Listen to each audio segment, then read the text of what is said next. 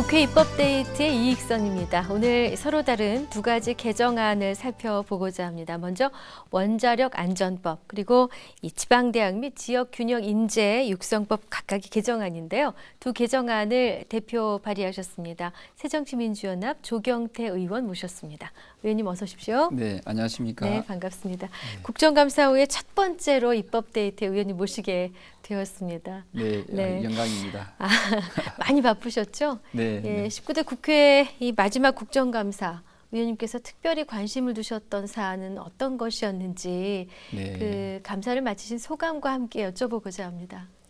네, 이번 국회에서는 제가 크게 세 가지 관점에서 국정감사에 임했습니다. 첫 번째로 네. 우리 국민들이 그 전기 요금 폭탄이라고 표현을 하는 그 누진제에 대해서 저희가 집중적으로 살펴봤고요. 그래서 네. 정부에서는 누진제를 좀 많이 개선하겠다 네. 하는 말씀을 주셨습니다. 네. 예를 들면 7월 달에 전기 요금이 한 6만 원 정도 나왔던 가정이 네. 8월 달에 에어컨을 틀고 하면서 20만 원 이상 아하. 엄청 튀는 그런 전기 요금 폭탄을 맞는 것이 바로 이 누진제의 잘못된 제도이거든요. 네. 이것을 정부에다가 좀 개선을 해라라고 했고 정부에서도 긍정적인 대답을 주셨습니다. 네. 두 번째로 제가 관심 있게 본 분야가 우리나라가 신재생 에너지 쪽이 상당히 좀 취약합니다. 네. 그러다 보니까 오늘 제가 대표 발의하는 원자력 안전법에 대해서도 네. 말씀을 드리겠습니다만은 원자력이나 또는 CO2가 많이 나는 석탄이나 석유를 띠는 화석 연료를 사용한 에너지원을 많이 얻고 있거든요. 네. 그래서 이런 부분에 대해서 좀 더 개선책을 내어놓음으로써 우리도 좀 선진국 수준의 그 신재생 에너지로 가야 된다. 네. 이런 주장을 했고요. 네. 세 번째로 제가 주장했던 것이 강물자원공사라든지 석유공사와 같은 우리나라의 그 대형 공기업의 해외 자원 개발에 대해서 좀 더 정부가 잘못된 부분을 빨리 지적함으로써 네. 두 번 다시는 우리 국민들의 혈세가 낭비되지 않도록 해야 된다는 그런 지적을 이번 국정감사를 통해서 하게 되었습니다. 네, 뭐 전기도 그렇고 신재생 에너지도 그렇고 다 자원에 관한 이야기인데 역시 네. 산업통상자원위원회에 계시기 때문에 그 역할을 충분히 하셨던 게 아닌가 싶습니다. 네, 감사합니다. 네. 자, 오늘 문제 모신 이유 두 가지인데 하나는 네. 원자력 안전법이지 않습니까? 먼저 네. 다룰 내용인데 이 개정안을 제안하시게 된 네. 특별한 배경이 있으시죠?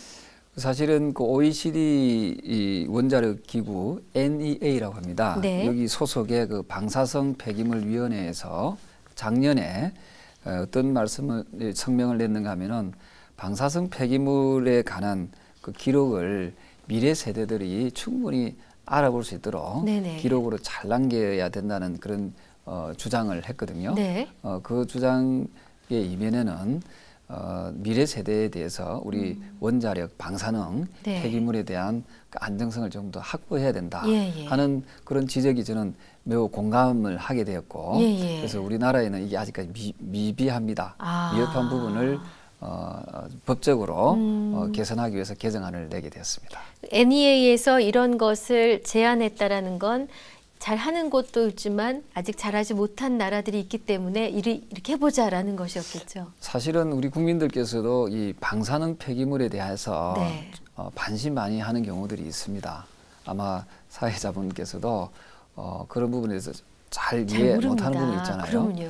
우리가 일반적으로 세슘이라는 방사능 오염 물질 중에 하나인 세슘이라는 것이 있는데 그 세슘은 반감기가 한 30년 정도 걸립니다. 네. 그게 반해서 플루토늄이라고 있습니다. 네. 히로시마 원자력 폭탄의 그렇죠. 그 원료가 됐죠. 예, 예. 그 플루토늄 같은 경우에는 반감기가 무려 24,000년이 걸립니다. 아유, 세상에. 예. 그래서 그렇군요. 그 사이 동안에 이게 어떤 안전하게 보관한다는 것이 상당히 그 우리 대한민국을 넘어서서 그 인류의 숙제라는 생각이 듭니다. 네. 그래서 외국 선진국에서는 가능하면 원전을 줄여 나가려고 하는 네. 그 정책을 펴낸 이유가 바로 거기에 있다 생각이고요. 네. 독일 같은 경우에는 2022년까지 네. 메르켈 총리께서 그 독일의 원전을 모두 다 폐쇄하겠다는 그 이면에는 네. 바로 이 이런 그 원자력 폐기물에 대한 네. 그 숙제에 대해서 상당히 그 고민이 있지 않았나 이런 생각을 하게 됩니다. 그렇군요. 그러면은 이제 의원님께서 대표 발의를 해주신 원자력 안전법 그 개정안에 담긴 핵심 내용은 무엇인가요? 그래서 제가 앞서 말씀드렸던 네네. 대로 그 방사성 폐기물 그 시설을 관리하는 그 운영자는 방사성 폐기물의 그 영구적인 저장, 그 처리 또는 처분에 관한 기록을 그 영구 보존하여 미래 세대에게 그 정보를 네. 제공해야 된다 하는 부분을 이제 적시하고 네. 그것을 법에 담아낸 겁니다. 네. 자, 의원님께서는 사실 매년 국정감사를 통해서 바로 이 원전 해결료 실태에 대한 문제점을 지적해 오셨고 네. 또 원전 폐기물에 관심이 많으시지 않으셨습니까? 네. 근데 이제 짚어봐야 될 부분이 원전 폐기물 이제 처리 비용이 도대체 어느 정도나 드는지 그리고 원전을 해체하기 위해서 우리가 어떠한 것들을 미리 갖추거나 또 습득하고 있어야 하는 것인지에 대해서 그게 굉장히 힘들고 어려운 일이고 돈이 많이 든다더라. 네. 이 정도로 네. 국민 여러분들께서 이해하시고 있지 않습니까? 그렇습니다. 네. 사실은 그 원전 해체 비용하고 네. 또 원전 그에서 해체하면서 발생하는 방사능 폐기물 있지 않습니까? 네네. 지금 임시 저장고라고 해서 그 저장돼 있는 이것을 영구 보관하기 위해서 폐기물을 처리하기 위한 또 비용은 별도거든요. 아, 그렇군요. 해체 비용과 또 처리 비용은 또 별도입니다. 해체는 해체대로. 네네네. 영구 보관하기 위한 그 처리 비용 또 따로. 예, 아마 네. 처리 비용은 한 수천억 단위가 네. 들 것으로 추산이 되고요. 아하. 그리고 또 이것을 폐기물을 또 처리하는 비용은 별도거든요. 지금 원자력 안전공단의 그 자료에 의하면은 네. 원자력 그 발전소 한 기당 규모에 따라서 조금 차이가 납니다만은 한 기당 1조 2,500억에서 1조 9천억 정도 들어간다라고 나와 있거든요.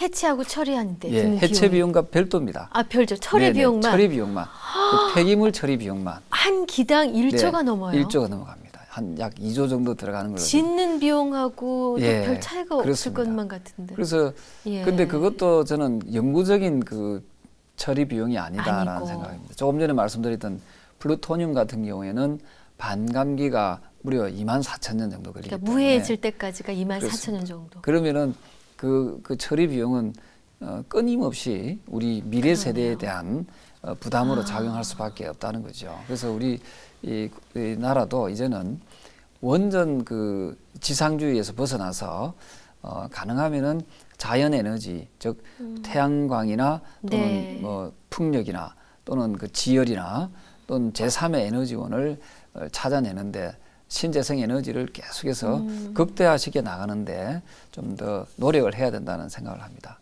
네. 참고적으로 독일이 우리나라보다 일조량이 부족합니다. 네. 우리나라가 독일보다 햇볕이 쪼여지는 그 양이 예. 약 2배 이상 많다거든요. 예. 우리나라가 자연 조건이 그렇게 나쁜 편이 아닙니다.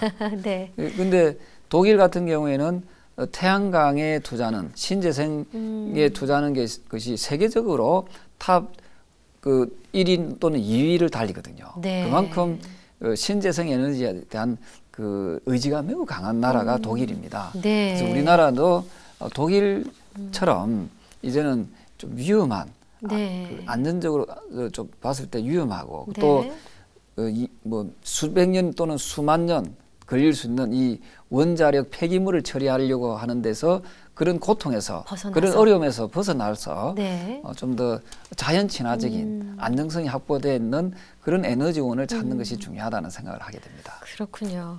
참 쓰기 좋고 편하고 효율 높고 그렇게 열광했었던 에너지원인데 이제는 골칫거리가 되고 있지 않습니까? 네. 네, 그 국내 첫 원자력 발전소 고리 1호 네. 이제 가동 중단을 주장해 오셨는데 지난 6월이었죠. 이 네. 연구 정지가 네. 이제 결정이 돼서 37년 원전 역사상 처음으로 네. 이제 폐쇄 절차를 밟게 되었습니다.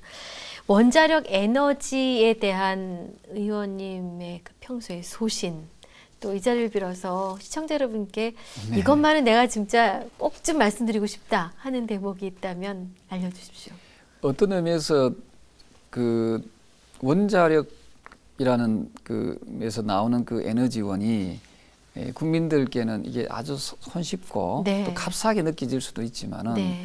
실질적으로는 방금 말씀드렸던 대로 이 처리 비용만 해도 수천억에서 수조 원이 들고 또한 또 수백 년 또는 수천 년, 수만 년 동안 이게 안전하게 연구 보관한다는 것 자체가 우리 미래 세대에 대해서 부담을 주는 것이다 그렇죠. 하는 것을 우리는 인식을 해야 됩니다. 네네. 더 이상은 원전이 값싼 에너지원이 아니다는 그런 인식이 국민들께서는 잘 이해했으면 좋겠다는 생각이고요. 그래서 선진국처럼 우리도 발빠르게 새로운 에너지원을 찾는 신재생 에너지 쪽으로 계속해서 우리가 연구 개발하는 쪽으로 가야 된다 하는 생각이고요. 최근에 불행 중 다행스럽게 정부에서 약 6,100억을 들여서 그 해체하는 데 대한 어떤 연구를 하겠다 하는 그런 발표가 있었지 않습니까? 그래서 다소 늦은 감은 있지만은 지금부터라도 이제 원전을 안전하게 해체시키고 또 그 원전을 해체하고 났을 때 나오는 그 원자력 그 폐기물. 핵 폐기물을 어떻게 영구적으로 이것을 잘 보관할 것인가에 대한 그런 사회적 합의도 지금 늦었거든요, 사실은. 이 사회적 합의를 좀 더 공론화시켜 나가서 국민들께 이건 함께 짐을 져야 될 저는 짐이라고 생각합니다. 그래서 이제는 원전 중심의 그런 사고에서 탈피해서 좀 대안을 찾아 나가보자. 그 대안 중에 하나가 지금 선진국에서 하고 있는 태양광이라든지 풍력이라든지 또 다른 뭐 지열이라든지 다른 그 에너지원을 우리가 그 확보해 나가는데 최선의 노력을 다했으면 좋겠다는 생각을 합니다. 싸고 좋은 것 같지만 알고 보니 돈이 더 들어가고 위험하기까지 한 생각의 전환이 필요한 대목 같습니다. 자, 이제 오늘 의원님 모신 두 번째 이유가 되는 항목으로 넘어갈 텐데요. 지방대학 및 지역 균형 인재 육성에 관한 법률 개정안입니다. 이거 개정안 왜 내셨습니까? 사실은 우리 그 헌법에도 보면은 그 적시되어 있습니다만은 그 국가 균형 발전을 이루어야 된다 하는 것이 나와 있습니다. 정책 그걸 위반하는 그 사람들은 또한 또 대한민국 국민은 누구나가 다 국토 균형 발전, 국가 균형 발전에 대해서 함께 고민을 해야 됩니다. 근데 현실적으로 들어가 보면은 지역에 있는 지방 대학의 졸업생들이 사실은 취업하기가 매우 힘든 그런 구조입니다. 맞습니다. 그래서 이런 구조를 좀 깨기 위해서 과거에는 300인 이상에 대해서만 그 지방대학 인재들을 쓰도록 이렇게 의무화했는데 이것을 한 200명 정도 숫자로 한 100여 명을 더 줄여서 200명 이상의 그 기업에도 지방 인재들을 쓸 수 있도록 채용하도록 하는 것을 이 법의 개정안에 담아내었습니다. 그러니까 그렇게 좀 두루 좀 써주십시오. 여러 곳에서 인재를 뽑아주십시오라고 많은 제안을 하고 정부에서 노력을 안 한 게 아닌데 현장에서는 그게 잘 이루어지지 않았던 모양입니다. 사실은 조금 더 정부에서 좀 강력하게 그 잘 이행하지 않는 그런 기업 또는 공기업에 대해서 페널티도 좀 주고 했었으면은 많이 개선이 될 수도 있지만은 사실은 지금까지는 수도권 중심의 서울 중심의 어떤 그런 사고에서 조금 머물러 있다는 그런 비판의 목소리가 많이 있습니다. 특히 이번 그 지방대학 및 지역 균형 인재 육성에 관한 법률 안에 보면은 방금 제가 말씀드렸던 그대로 기존의 300명 그 이상의 기업을 200명 이상의 기업으로 100여 명을 더 줄여서 채용 기회를 좀 더 늘려야 된다 이런 주장을 했고요. 또한 그 제3항 제1호에 대통령령으로 정하는 일정 비율이라는 이 내용이 좀 애매모호하거든요. 일정 비율이라면은 10%가 될 수도 있고 20%가 될 수 있고 이 일정 비율이라는 부분을 40%로 정확하게 이렇게 명시를 한 것이 이번 그 주요 개정 법안 내용 중에 담겨져 있다라고 보면 되겠습니다.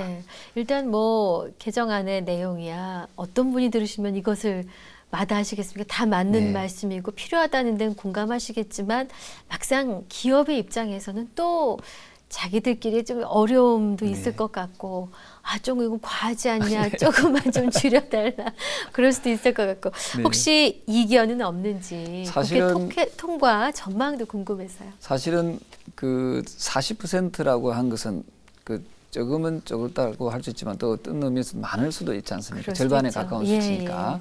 근데 저희들이 연구하고 또 조사해 보니까 네. 비교적 한 30% 되는 좀 되는 걸로 해서 좀 그렇게 무리하지는 않다 하는 네네. 그런 판단이 섰고요. 네. 이 법안의 그 취지는 뭐냐면은 우리가 좀 지방에 있는 인재들이 더 이상은 외부로 유출되지 않도록 했으면 좋겠다는 거지요. 네. 지방에 있는 인재들이 다 수도권 또는 서울로 다 올라와 버리면은 네. 지방은 누가 지키겠습니까? 그렇습니다. 맞습니다. 그래서 예. 외국에 보면은 그 미국이 참 좋은 사례입니다만은 네. 미국만 봐도 그 자기 주에서 그렇게 벗어나지 않는다거든요. 네. 그 대학 졸업자들이 예. 졸업생들이 그래서 그 지역의 발전을 그 지역 출신의 대학생 인재들이 좀 더 그 도모할 수 있도록 네네. 지역 발전을 도모할 수 있도록 그런 기회를 좀 줬으면 좋겠다는 생각이고요. 네.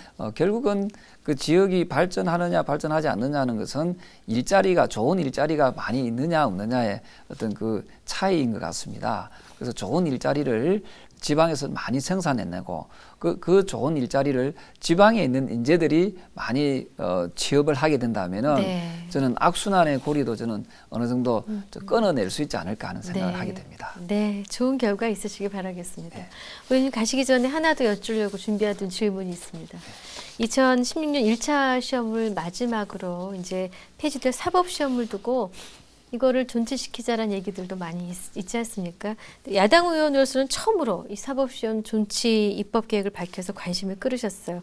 사법시험 존치에 관한 의원님의 견해를 듣고 싶습니다. 사실은 그 우리가 이 어떤 그 공무적인 일이라도 학력에 대한 차별이 있어서는 안 되고 네. 또한 그 어떤 출신에 의한 아버지가 잘 살든 못 살든 네. 출신 성분에 따라서 이게 그 공무를 집행하는 데서 가지고 차별이 있어서는 안 된다는 안 생각을 되죠. 합니다. 네. 근데 지금 로스쿨이 이제 제도가 지금 도입이 되고 있습니다만은 네. 상당히 병폐가 많이 발생하고 있지 않습니까? 네. 예를 들면은 정치권에 유력한 정치인들의 자녀분들이 로스쿨에 그 뭐 입학한다든지 네. 아니면은 취업을 한다든지 네. 판검사에 채용한다든지 네. 또는 변호사에 채용된다든지 이런 불협화음들이 지금 곳곳에서 일어나고 있거든요. 네. 그래서 그리고 또한 로스쿨이 가지고 있는 한계 중에 하나가 이것은 반드시 4년제 대학을 나오고 또한 거기다가 또 3년 정도의 그 대학원 제도의 로스쿨을 또 입학을 해야 됩니다. 예. 그래서 학력이 반드시 보장이 돼야 되고 거기에다가 로스쿨을 3년 다니는데 들어가는 비용이 억대 엄청나죠. 비용이라는 거 아닙니까? 그렇습니다. 그 돈 없는 사람은 법조인이 되고 싶어도 될 수 없는 구조. 네. 그리고 또 설령 로스쿨에 졸업을 하더라도 네. 천신만고 끝에 졸업을 하더라도 그 좋은 그 법무법인이라든지 네. 좋은 데 들어가기 위해서는 또 뒷배경이 있어야 된다는 겁니다. 아하. 그래서 로스쿨을 졸업한 출신자들끼리의 또 서열화가 또 되는 거지요. 그렇군요. 돈이나 그 권력이 있는 사람 자녀들은 하고 또 그러지 않은 자녀들하고 네. 또 차별화가 생긴다. 이것은 저는 공정사회, 투명사회 정면으로 저는 이 반하는 행위다 네. 하는 생각입니다. 그래서 저는 가난하고 돈이 없어도 네. 또한 학력이 굳이 그까지 미치지 않더라도 국민이면 누구나가 다 법조인이 될 수 있는 자격을 부여하는 것이 저는 헌법 정신에도 맞다 하는 생각이 들어서 네. 그 사실을 저는 존치시켜내는 것이 네. 사시도 존치시켜내고 로스쿨도 하게 하고 네. 그 두 제도가 서로 경쟁하면서 정정당당하게 보완하면서. 경쟁하면서 예. 서로 보완하는 것이 저는 네. 현재로 봤을 때는 저는 이치에 맞지 않을까 해서 네. 이 개정 법안을 제가 발의를 할 계획에 있는 겁니다. 사실 이런 프로그램의 MC가 자신의 견해를 밝히면 큰일 나는데요. 개인적으로는 저 의원님 의견에 강하게 공감합니다. 감사합니다. 네. 자, 향후로 추진하고자 하는 또 현안이나 새로운 입법 계획이 있으시면 짤막하게 하나 알려주십시오. 예, 저는 그 청년들의 그 고용을 네. 촉진하는 청년 고용 촉진 특별법이라고 있습니다. 네. 그것이 각 대학별에 대학 내에 그런 고용센터가 있습니다만 취업센터가 있지만 이게 아주 형식적으로 좀 이루어지고 있습니다. 네. 그래서 이 부분을 좀 더 구체화시켜서 우리 청년들에게 특히 네. 대학을 졸업하는 졸업자들에게 실질적으로 도움을 줄 수 있는 그런 취업센터가 되게 하기 위한 그런 개정 법안도 지금 준비 중에 있다는 말씀을 드리겠습니다. 네, 이렇게 열심히 일하시니까 뭐 좋은 결과 있으실 것 같은데 네. 응원하겠습니다. 감사합니다, 의원님. 네, 고맙습니다. 네, 입법데이트 오늘 새정치민주연합 조경태 의원과 함께한 시간이었습니다. 시청해주신 여러분 고맙습니다.